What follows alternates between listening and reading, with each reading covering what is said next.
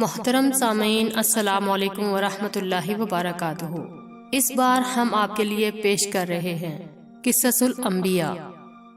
اب ہم ذکر شروع کرتے ہیں حضرت آدم علیہ السلام کا۔ اللہ تعالیٰ فرماتے ہیں، اور میں نے جنوں اور انسانوں کو اپنی عبادت کے لیے پیدا کیا۔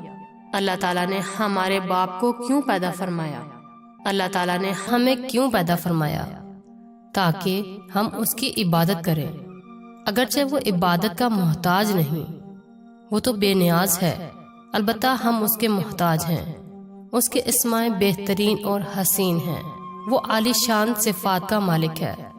اس نے اپنے ناموں کے آثار ظاہر کرنے کے لیے مخلوقات کو پیدا فرمایا۔ رحمت کے آثار، قدرت کے آثار، جبر و طاقت کے آثار، حکمت کے آثار ظاہر کرنے کے لیے مخلوقات کو پیدا فرمایا، ورنہ وہ کسی چیز کا محتاج نہیں۔ آدم علیہ السلام کی تخلیق سے پہلے ہی اس بارے میں اللہ تعالیٰ کا فرشتوں سے مکالمہ ہوا۔ اللہ تعالیٰ نے فرمایا، اور جب تیرے رب نے فرشتوں سے کہا، میں زمین میں ایک خلیفہ بنانے والا ہوں۔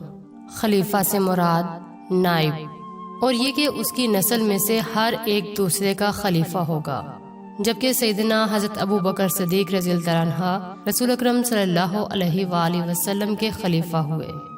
سو اللہ تعالیٰ نے خلیفہ بنانے کا فیصلہ کیا جو زمین میں حکومت کرے اور اس کو آباد کرے۔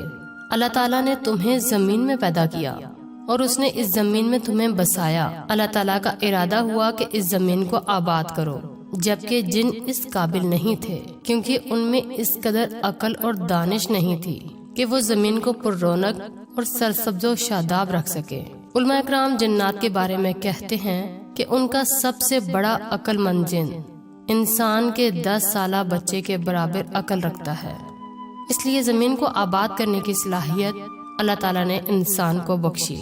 اللہ نے انسان کو بہترین ڈھانچے اور حسین ترین شکل و صورت سے نوازا، پھر اپنی روح اس میں پھونکی۔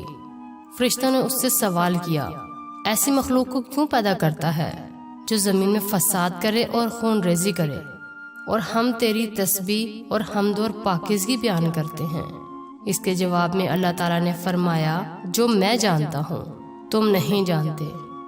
دراصل فرشتوں نے کسی طرح معلوم کر لیا تھا کہ آدم کی اولاد زمین میں فساد کرے گی، خون ریزی کرے گی، لیکن انہوں نے یہ بات اعتراض کے طور پر نہیں کہی تھی، کیونکہ ایسا اعتراض تو گناہ ہے، اور فرشتے پلک جھپکنے کے برابر اللہ تعالیٰ کی معصیت اور نافرمانی نہیں کرتے، جیسا کہ ارشاد ہوتا ہے، بلکہ وہ تو نہایت معزز اور عبادت گزار ہیں، کسی بات میں اللہ کی پیش دستی اور سبقت نہیں کرتے، اور اس کے حکم پر عمل کرتے ہیں۔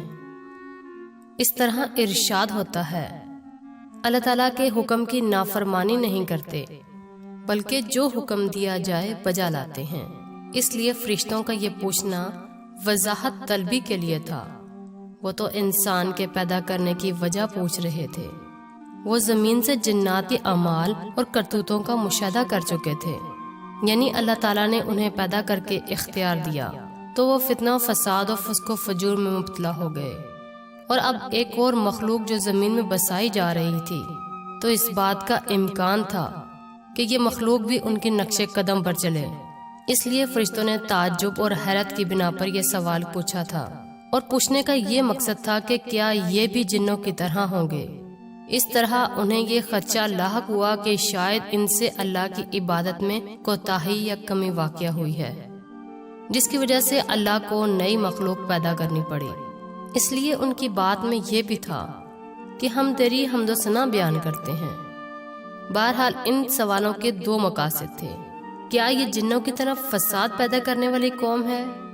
دوسرا، کیا ہم سے تیری عبادت میں کوتاہی ہوئی ہے؟ اس پر اللہ تعالیٰ نے فرمایا، جو میں جانتا ہوں وہ تم نہیں جانتے۔ اس موقع پر فرشتوں کے ذہنوں میں ایک اور بات بھی آئی۔ وہ آپس میں کہنے لگے، اللہ تعالیٰ جو بھی مخلوق پیدا کرے گا وہ ہم سے زیادہ معزز اور عالم نہیں ہو سکتی۔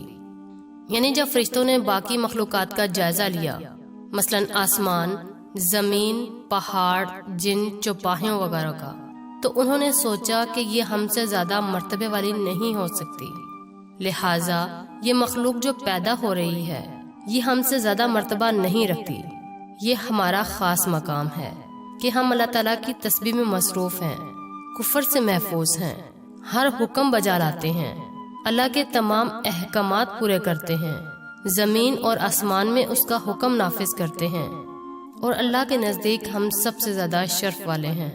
لہٰذا اگر یہ ایک نئی مخلوق انسان پیدا ہوئے تو کیا ہوا، ہم سے زیادہ معزز علم والی تو نہیں ہوگی۔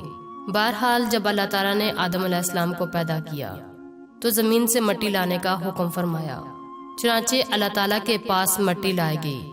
امام ترمذی، ابن حبان اور امام احمد رحمۃ اللہ علیہ نے ایک حدیث بیان کی جس کے الفاظ یوں ہیں: اللہ تعالیٰ نے حضرت آدم علیہ السلام کو مٹی کی ایک مٹھی سے پیدا فرمایا۔ اس مٹی کو اللہ تعالیٰ نے پوری زمین سے اٹھوایا تھا، اور یہی وجہ ہے کہ آدم کی اولاد زمین کے لحاظ سے ظہور پذیر ہوئی۔ بعض سرخ رنگ کے ہیں، بعض سیاہ اور بعض سفید، اور کچھ اس کے درمیان میں ہیں، اور بعض نیک ہیں، بعض خبیث اور بعض پاکیزہ قسم کے ہیں۔ انسان کی تخلیق مٹی سے شروع ہوئی، اس مٹی کو پانی سے تر کیا گیا تو یہ طین بن گئی۔ اسی وجہ سے قرآن پاک کی بعض آیات میں تراب کا لفظ آیا ہے۔ تراب خشک مٹی کو کہتے ہیں۔ بعض آیات میں طین کا لفظ آیا ہے۔ طین تر اور بھگوئی مٹی کو کہتے ہیں۔ اللہ تعالیٰ فرماتے ہیں خلقہ من تراب، یعنی آدم کو تراب سے پیدا کیا گیا۔ مٹی کی عام حالت کو تراب کہتے ہیں، اور فرمایا جب آپ کے رب نے فرشتوں سے کہا کہ میں مٹی سے بشر کو پیدا کرنے والا ہوں، جب اس مٹی کو پانی سے زیادہ بھگویا گیا تو وہ لیس دار ہونا شروع ہو گئی۔ اس طرح اللہ تعالیٰ نے فرمایا ہم نے انسان کو لیس دار اور چپکنے والی مٹی سے پیدا کیا۔ پھر اللہ تعالیٰ نے اپنے مبارک ہاتھوں سے انسان کا ڈھانچہ تیار کیا۔ اللہ تعالیٰ نے فرمایا میں نے اپنے دونوں ہاتھوں سے پیدا کیا۔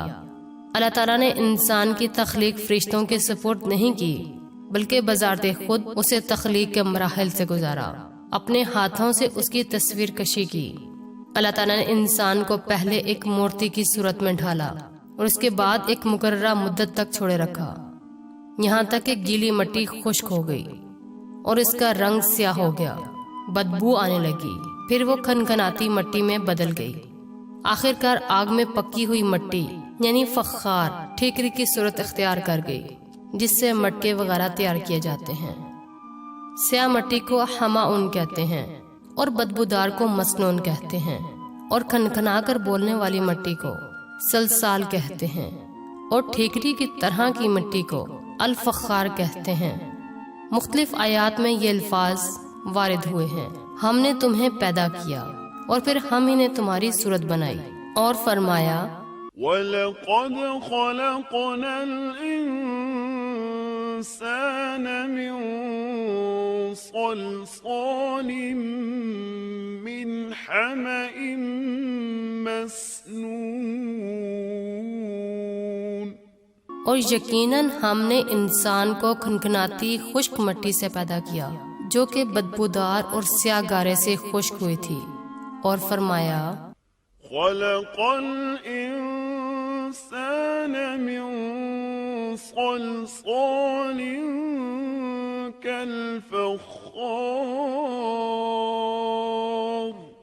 اللہ نے انسان کو کھنکھناتی مٹی سے پیدا کیا جو کہ ٹھیکری کی طرح تھی۔ ان تمام آیات کریمہ میں کوئی تناقض، تعارض اور اختلاف نہیں، اس لیے کہ ان مختلف آیات میں انسان کو اس کی تخلیق کے مختلف مراحل کی یاد دہانی کرائی گئی ہے۔ خلاصہ کلام یہ ہوا کہ تخلیق کے عمل کا پہلا مرحلہ تراب تھا، یعنی عام حالت میں خشک مٹی، پھر طین یعنی بھگوئی ہوئی مٹی، پھر لیسدار مٹی یعنی سلسال، پھر ٹھیکری کی طرح کی مٹی یعنی فخار، اور یہ کام جمعے کی آخری گھڑی میں کیا گیا۔ اور یہ دن اللہ کے لحاظ سے شمار ہونے والے دنوں میں ہمارے دنوں کی طرح نہ تھا، ہمارے اور اللہ کے دن مختلف ہیں۔ تخلیق آدم دراصل اللہ تعالیٰ کا کرشمہ ہے۔ اس مراحل کو انسانوں کو ایک صورت عطا کی گئی۔ بخاری اور مسند احمد کی ایک روایت میں ہے اللہ تعالیٰ نے آدم علیہ السلام کو پیدا کیا اور ان کا قد 60 ہاتھ یا 60 میٹر لمبا تھا، تمام جنتی لوگ اس قد آدم کے ساتھ جنت میں داخل ہوں گے، اور اس وقت سے لے کر آج تک مخلوق کا قد کم ہوتا چلا آ رہا ہے۔ بعد والے لوگ گزشتہ زمانے کے لوگوں سے ہمیشہ چھوٹے قد کے ہوتے چلے آ رہے ہیں۔ بہرحال سب سے پہلے اور سب سے لمبے انسان حضرت آدم علیہ السلام تھے۔ امام احمد نے منفرد طور پر ایک روایت بیان کی ہے، اس میں رسول اکرم صلی اللہ علیہ وآلہ وسلم نے آدم علیہ السلام کی لمبائی 60 ہاتھ یعنی 60 میٹر اور چوڑائی 7 ہاتھ بیان فرمائی ہے۔ سبحان اللہ! سیدنا آدم کس طرح ضخیم عظیم مخلوق تھے۔ صحیح مسلم اور مسند احمد کی روایت ہے، اللہ نے آدم کو پیدا کیا تو اسے اپنی منشا کے مطابق کچھ عرصہ ڈھانچے کی صورت میں چھوڑے رکھا۔ ابلیس اس کے ارد گرد چکر لگانے لگا۔ اس نے دیکھا کہ وہ پیٹ والا ہے۔ وہ سمجھ گیا کہ یہ مخلوق اپنے آپ پر کنٹرول نہیں کر سکے گی۔ حدیث شریف سے معلوم ہوتا ہے کہ انسانوں کی طرح جنات کا پیٹ نہیں ہوتا، صرف انسان ایسا ہے جس کا اندر والا حصہ کھوکھلا ہے۔ بہرحال اللہ تعالیٰ نے انسان کو اس شکل و صورت میں پیدا فرمایا۔